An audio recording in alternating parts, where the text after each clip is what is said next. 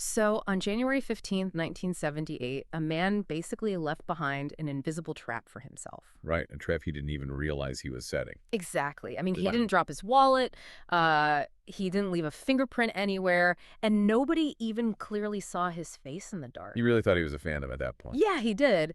But by just simply biting a victim in this moment of like absolute unrestrained frenzy, he essentially signed his own death warrant. He absolutely did. So today we are taking you on a deep dive into this incredibly compressed, intensely violent window of time.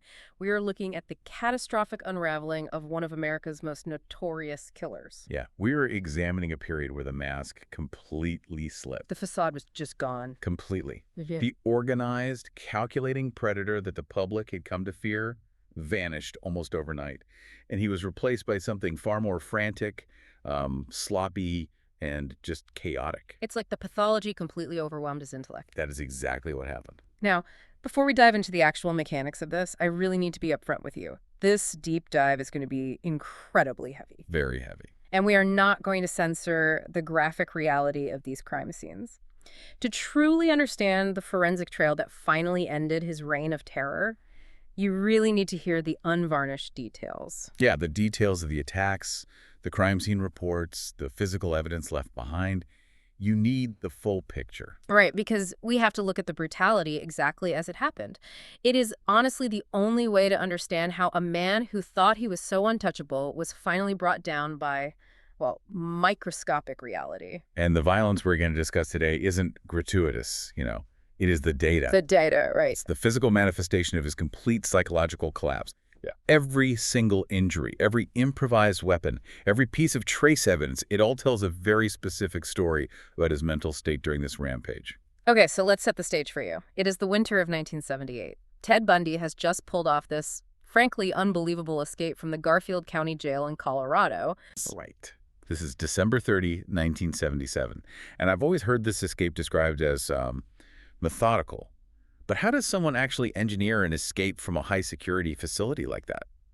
Well, he essentially weaponized his own biology. Wow. Yeah, he noticed a structural flaw in his cell. The light fixture in the ceiling wasn't welded in place, it was just bolted. Just bolted. That seems like a massive oversight. A huge one. But the hole behind it was incredibly small. So he systematically starved himself. He starved himself. Yeah, dropping down to around 140 pounds. He did this just so he could compress his ribcage enough to fit through that tiny gap. He's literally starving himself just to slip through the architecture of the building. That is wild. It is. And while the guards thought he was taking a shower, he unscrewed the fixture, shimmied up into the ceiling crawl space, and navigated his way through the dark. Just crawling through the ceiling. Exactly. Until he was right over a jailer's private closet. He dropped down, stole civilian clothes, and then just walked right out the front gate of the facility. Right out into the freezing night. Yep, just walked away. From there, he initiates this massive evasion route, right? Because he doesn't just like run into the woods and hide. He covers an insane amount of ground. Oh, the amount of ground he covers is staggering. He drives a stolen car to Denver, boards a flight to Chicago, and then takes a train to Ann Arbor, Michigan by January 1st. That's practically across the country in just a couple days. Right. And he hangs around just long enough to steal another car, drives that to Atlanta, and finally boards a bus. On January 8, 1978, that bus pulls into Tallahassee, Florida. So he uses multiple forms of transportation in just over a week. Exactly. But here is the pivot, and this is what we are really focusing on today. The moment he steps off that bus in Florida, this incredibly patient, calculating escape artist. The guy who starved himself for weeks? Exactly, the guy who starved himself just to exploit a ceiling tile. He seems to just completely lose his discipline. What's fascinating here is the contrast. The contrast between his historical modus operandi and his behavior in Florida is just jarring. Oh, so Well, in Washington and Utah, he spent months, sometimes years, establishing his mask of sanity within a community. like going to law school and all that. Exactly. He went to law school, he worked on political campaigns, he cultivated friendships. He made himself invisible by being the picture of a normal, aspiring professional. Right. But in Tallahassee, that meticulous grooming period is compressed to a mere 7 days before he strikes. 7 days. So he gets to Tallahassee, but he's a fugitive, right? With no money. Where does a guy like that even hide in a new city while he's the subject of a massive national manhunt? Well, he adopts a pseudonym. He calls himself Chris Hagen. and he rents a room at a place called the Oak. The Oak. Yeah, it's a rooming house at 409 West College Avenue. And it is a highly strategic location.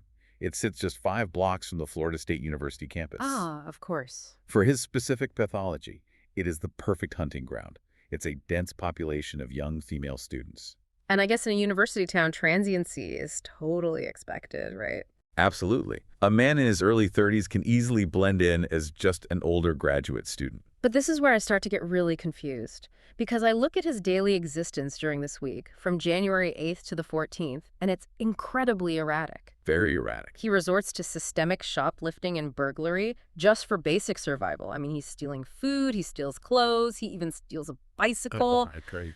And then on January 13th, he steals a license tag off a car near the campus. On January 14th, witnesses actually spot him at a local hangout called Sherrod's Bar. Right. Blatantly loitering. Blatantly loitering and scoping out the back entrances of the sorority houses.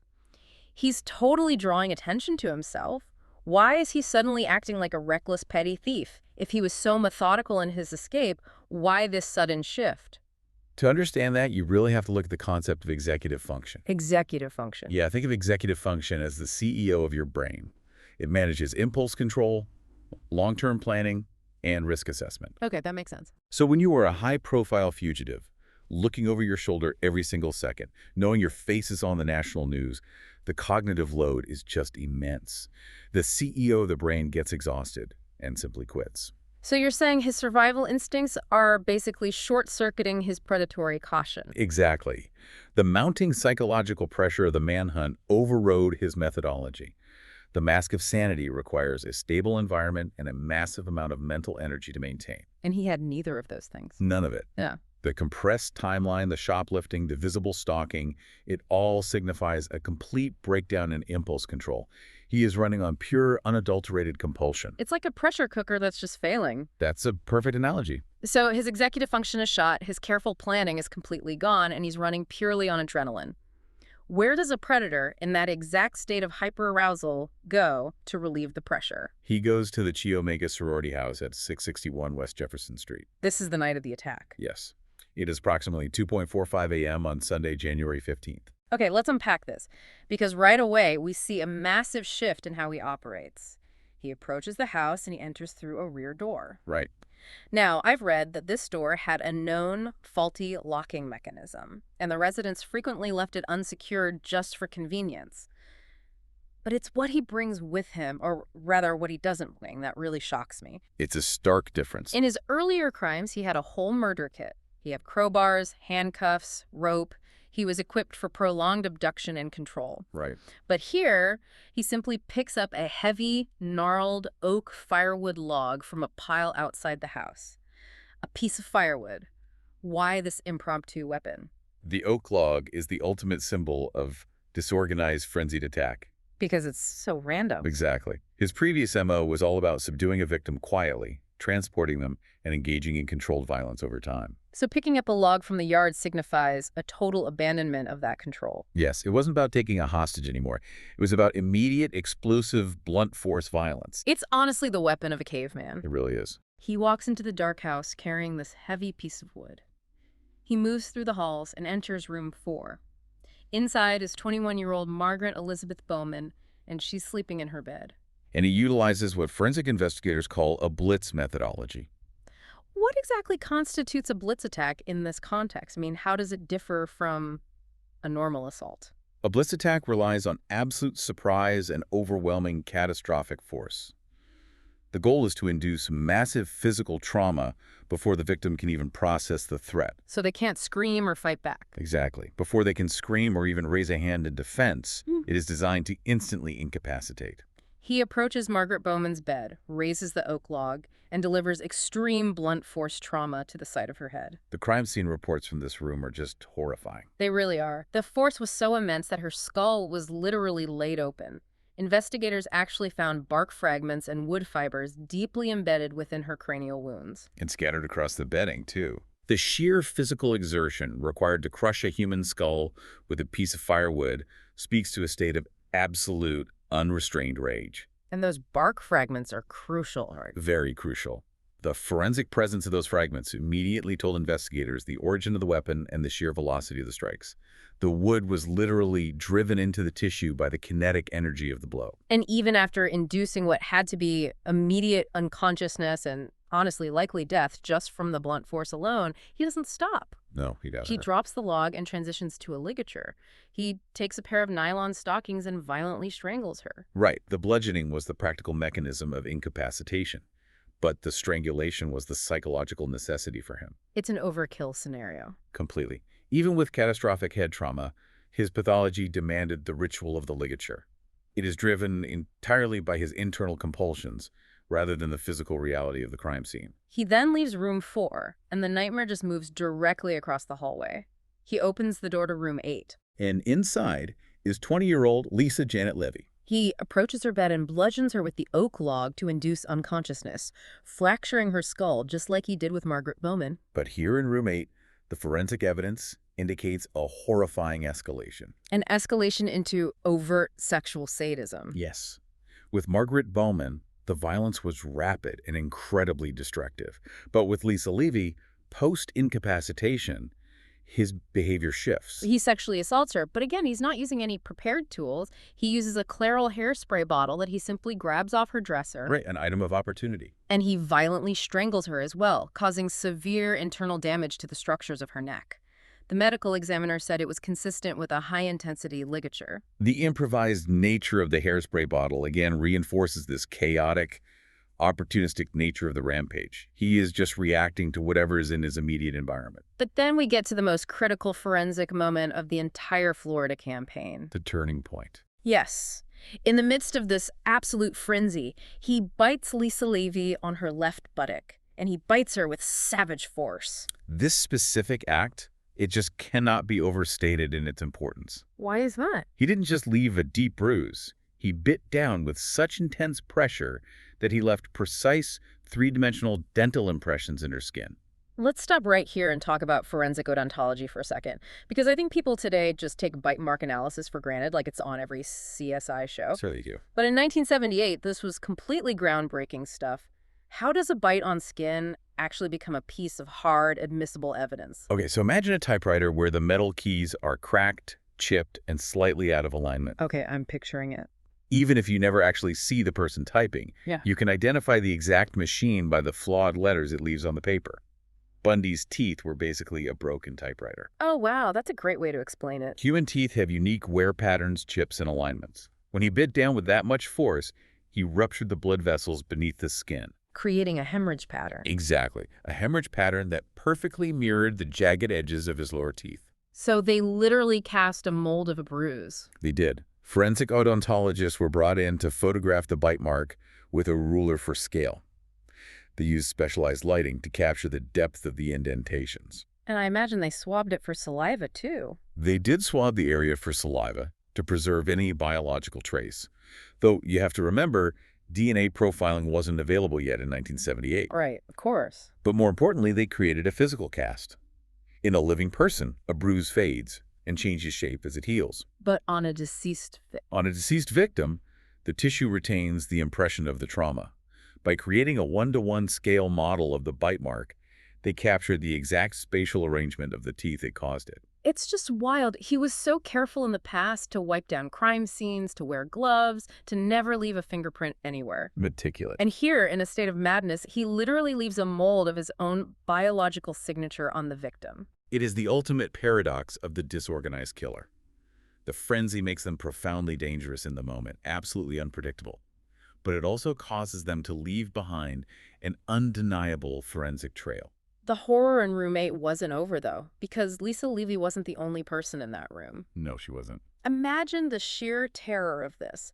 You are sleeping in your dorm room, completely unaware that 2 brutal murders have just occurred mere feet away. It's unimaginable. Bundy turns his attention away from Lisa Levy and looks at the other beds in room 8. Sleeping right there are Kathy Kleiner and Karen Chandler. What's fascinating here is that remaining in the room to transition from victim to victim rather than fleeing after the initial attacks, it shows a level of bloodlust that just defies logic. He could have just run. He could have, but he is completely subsumed by the compulsion at this point. Now, Kathy Kleiner miraculously survived, and her memory of the event is chilling. She said she was stirred from her sleep not by screams, because remember, the Blitz attacks were completely silent, Yeah. but just by the sound of the door opening or maybe some movement in the room. Just a subtle noise. Right. She opens her eyes and sees this dark silhouette standing over her, and before her brain can even process the threat, Bundy swings the firewood log and strikes her directly across the face. The speed of the attack gave her absolutely no time to formulate a defense. The blow shatters her jaw in 3 separate places. It breaks several of her teeth. The impact is so incredibly violent that forensic investigators later mapped distinct blood spray patterns radiating across room 8 just from that single strike. And while Kathy is incapacitated from that blow, he turns to Karen Chandler. She is attacked directly in her bed as well. And her injuries were also catastrophic. Yes. Yeah. She suffers a severe concussion, a skull fracture, a broken jaw, and a broken arm. There is an illustrator detail from Karen Chandler's injuries that really haunts me, though. Forensic analysis identified that one of her fingers was broken in a very specific way. Right, a defensive wound. Exactly. That broken finger is a testament to a microsecond of terrifying awareness. In the split second as the log was descending toward her head, she desperately raised her hand to protect her face. And that raised hand likely absorbed just enough of the kinetic energy to prevent the strike from being instantly fatal. Yes, it probably saved her life. So you have 4 women brutally attacked, 2 dead, 2 clinging to life with catastrophic injuries. Bundy is still in the house. He is still armed with the log. What stopped him from moving to room 9? An external, highly random variable. It was. At approximately 3:15 a.m., another sorority sister named Nita Neary returns to the Chi Omega house. She walks through the front door and she spots a man carrying a club. Just hurrying through the foyer. Exactly, hurrying through the foyer and exiting the house. This single interruption altered the entire forensic landscape of the case, didn't it? Fundamentally, this raises an important question. How did this interruption change his MO? Throughout his criminal career, Bundy relied on post-crime cleanup. He would spend hours at a scene. He would take his time to ensure he left absolutely no trace. Being spooked by Nita Neary forced him to flee prematurely. It cemented the disorganized nature of the crime scene. He had to just drop everything and run. He had to run, leaving the house exactly as it was, a massive, unmitigated disaster zone full of physical evidence. The bark, the ligatures, the blood spatter, and crucially, the bite mark. He had no time to alter the scene or attempt to destroy any of that biological evidence. None at all. So he runs out the front door of Chi Omega into the freezing January night. Does he go hide? Does he run back to his room at the Oak and just lock the door? No, he doesn't. And this is what behavioral analysts refer to as a psychopathic frenzy. A psychopathic frenzy. The interruption at Chi Omega meant his violent compulsions were unresolved. The ritual in his mind was incomplete. Because he was scared off before he was finished. Exactly. He was in a state of hyperarousal, running on pure adrenaline, and a deeply pathological need to inflict more violence. He travels about 4 to 6 blocks west, heading toward Dunwoody Street. It's now around 4 a.m. He finds a duplex apartment. And inside is Cheryl Thomas. Right. She is a dance student at Florida State University, fast asleep in her own bed, completely disconnected from the horror that just unfolded down the street. He forces entry into the duplex. And he is still operating entirely within that Blitz methodology. He attacks Cheryl Thomas in her sleep. Investigators strongly believe it was the exact same piece of oak firewood, or at least a very similar piece of wood, carried over from the Chi Omega scene. Which is terrifying. She suffers massive head injuries, multiple skull fractures, and a broken jaw. Now, she survives, but the injuries result in permanent hearing loss and severe balance impairment. Which, for a dance student, is an incredibly cruel, life-altering reality. It's devastating. The sheer physical stamina required to commit 5 brutal bludgeonings within an hour and a half is indicative of a completely feral state of mind. He is operating completely outside the bounds of normal human exhaustion. But the crime scene recovery at Dunwoody Street provided the second major forensic nail in his coffin. Here's where it gets really interesting.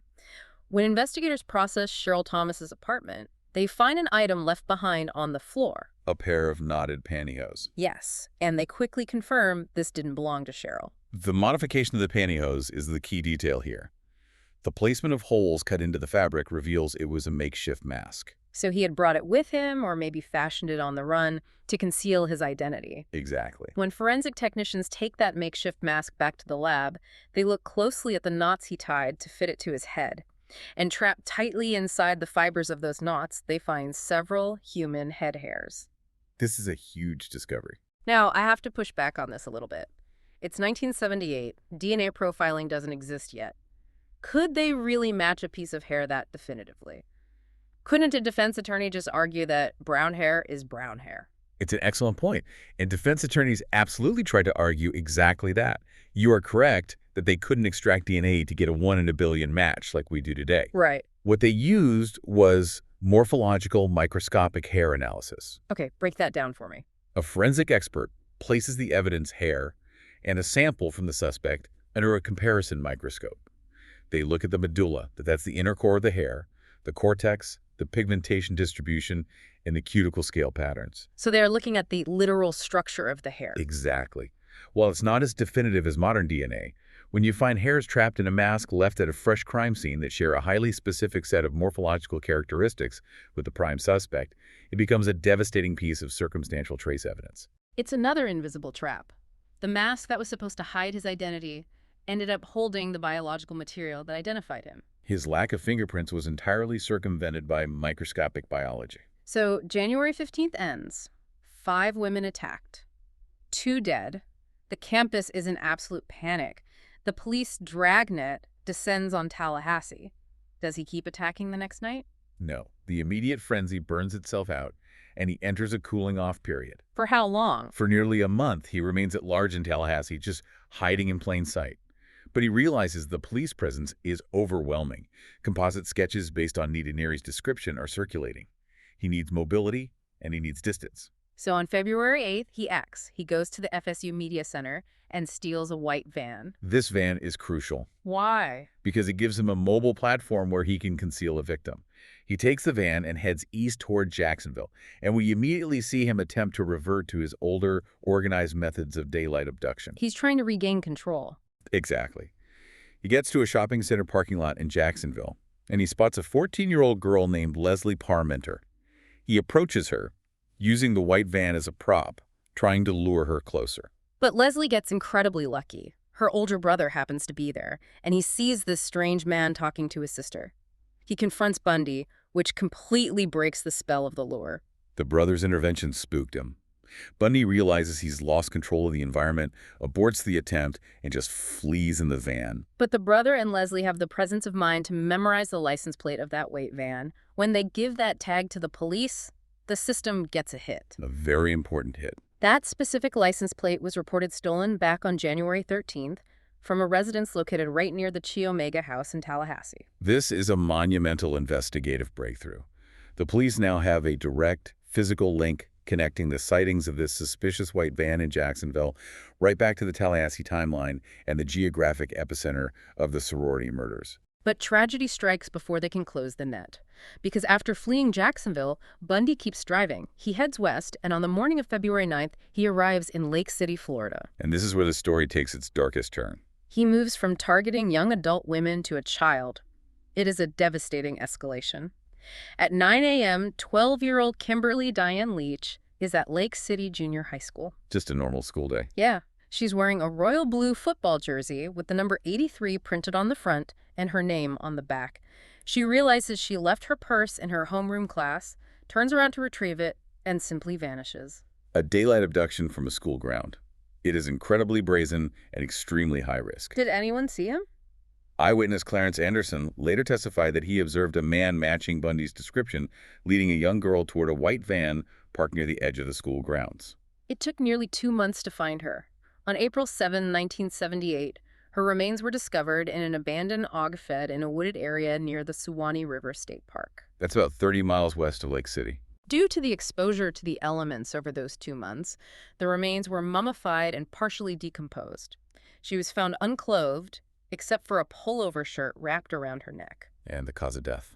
Homicidal violence to the neck region. Investigators also found semen stains in the crotch of her panties and blood on her blue jeans. Despite the degradation of the scene, forensic science extracted a damning narrative from the physical evidence, perfectly demonstrating Locard's exchange principle. Now, I hear Locard's principle thrown around on TV all the time, but how does it actually work in practice? Is it really just like you touch something, You leave DNA. Well, in 1978, it wasn't about DNA. It was about the microscopic handshake between two surfaces. The microscopic handshake. I liked that. Locard's principle states that whenever two objects come into contact, there is always a mutual transfer of material. The perpetrator takes something away from the scene and leaves something of themselves behind. And the trace evidence here formed an inescapable trap. Let's walk through this fiber linkage because it's fascinating. First, investigators examine the white FSU Media Center van that Bundy had stolen and eventually abandoned. Right. Inside that van, they find bloodstains. They test it, and it is Group B blood. Which is an exact match to Kimberly Leach. But again, blood typing in 1978 only narrowed the pool, right? It wasn't definitive. No, it wasn't. They needed the microscopic handshake. So they vacuumed the floorboards of the van, and under a microscope, they found fibers that perfectly matched the material of the royal blue football jersey with the number 83 that Kimberly was wearing. So the victim's blood and clothing fibers are inside the suspect's vehicle. But Locard's principle goes both ways. Exactly. When investigators examined Kimberly's clothing recovered from the hog shed, they found a different set of fibers trapped in the fabric. I'm over those. They test these, and they are a precise match to the unique type of carpet installed in the FSU Media Center van. It is a closed loop of evidence. The van was on the victim, and the victim was in the van. How do they prove the fibers match, though? Using polarizing light microscopes, forensic analysts could prove the chemical composition, the dye lot, and the exact manufacturing characteristics of those fibers matched perfectly. So what does this all mean? Consider how the microscopic world, the hairs, the fibers, the bite marks, was systematically building a cage around a man who thought he was untouchable. The physical world betrayed him. It really did. With the abduction of Kimberly Leach complete, Bundy's time as a free man can now be measured in hours. He briefly loops back to Tallahassee, abandons the white van, and on February 12th, steals his final vehicle. A pastel-colored, bright orange Volkswagen Beetle. He flees west, likely trying to cross the Alabama border to escape the state's jurisdiction. His psychological state is absolute desperation at this point. He is a man running out of road. And this brings us to the final encounter. It is Wednesday night, technically 1:30 a.m. on Thursday, February 15, 1978, in Pensacola. A local police officer named David Lee is on routine patrol. He's driving down West Cervantes Street, and he notices an orange Volkswagen Beetle idling suspiciously behind a restaurant with its lights out. Officer Lee has no idea he is looking at the most wanted man in America. Not a clue. He just sees a vehicle where it shouldn't be at 1:30 in the morning. Officer Lee radios in the license plate. The dispatcher runs the numbers, and it pings as a stolen car out of Tallahassee. So he pairs him over. Lee hits his lights and initiates a traffic stop. Bundy pulls over. Lee approaches, and initially, Bundy complies. He hands over some identification, keeps his hands visible, playing the role of a cooperative citizen. He is trying to use that old charm to talk his way out of a simple stolen car charge. But Officer Lee follows protocol and orders him out of the car to place him under arrest. And the second Lee reaches for his handcuffs, the facade completely shatters. Bundy explodes into sudden violence. He sweeps his leg, kicking Officer Lee's feet right out from under him. Lee hits the pavement hard, and Bundy takes off sprinting into the dark. The flight response just completely takes over, fueled by the terrifying knowledge of what awaits him in a Florida courtroom. Officer Lee scrambles to his feet and gives chase. He draws his service weapon, yells for Bundy to stop, and fires a warning shot into the air. But Bundy keeps running. He keeps running. Lee fires a second round. Finally, Lee closes the distance and tackles Bundy. A brutal, desperate ground struggle ensues in the alleyway. They are trading blows, actively fighting for control of Officer Lee's service weapon. If Bundy had managed to wrest that gun away, we would be discussing an even more tragic conclusion today. But Officer Lee overpowers him, forces him onto his stomach, and clicks the handcuffs onto his wrists.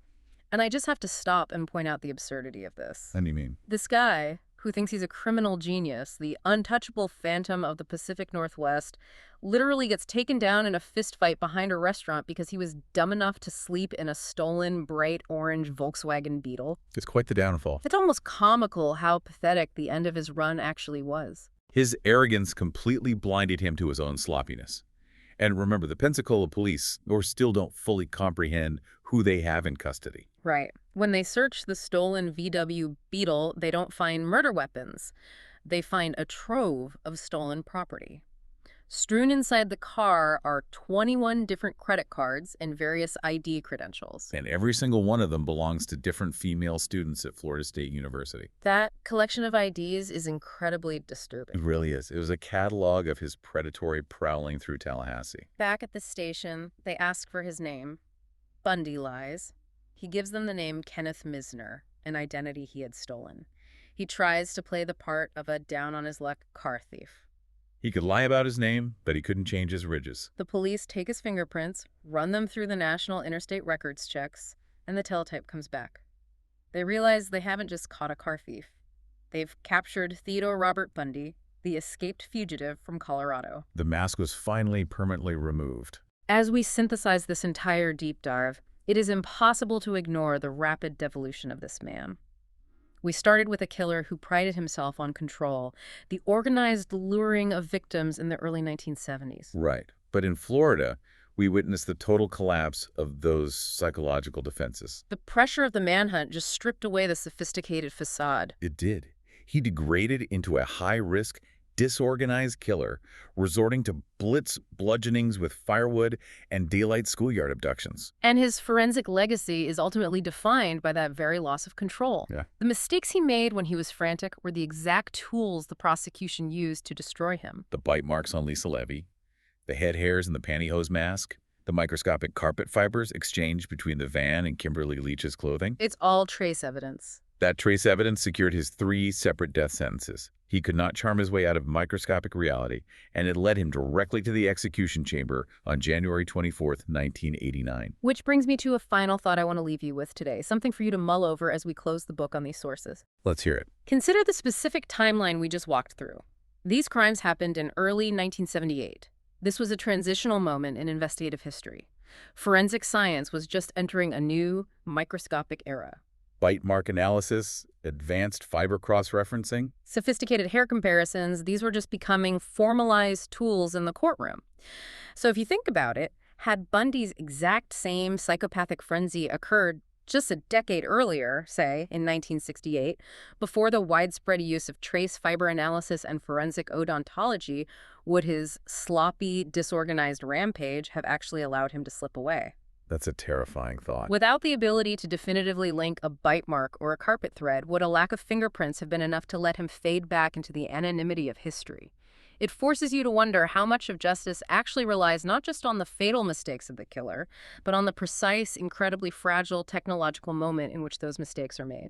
Thank you so much for joining us on this intense journey through the sources. We will catch you on the next one.